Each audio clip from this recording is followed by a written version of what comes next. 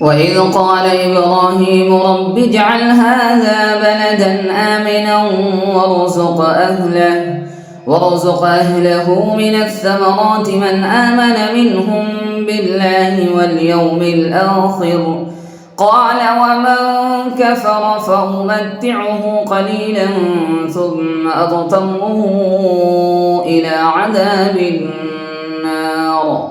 وبئس المصير. وإذ يرفع إبراهيم القواعد من البيت وإسماعيل ربنا تقبل منا إنك أنت السميع العليم ربنا واجعلنا مسلمين لك ومن ذريتنا أمة مسلمة لك وأرنا مناسكنا وتب علينا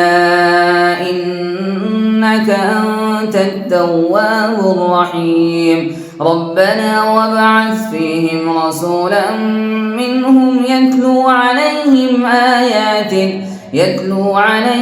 آياتك ويعلمهم الكتاب والحكمة ويزكيهم إنك أنت العزيز الحكيم. ومن يرغب عن ملة إبراهيم إلا من سفي نفسه ولقد اصطفيناه في الدنيا وإنه في الآخرة لمن الصالحين إذ قال له ربه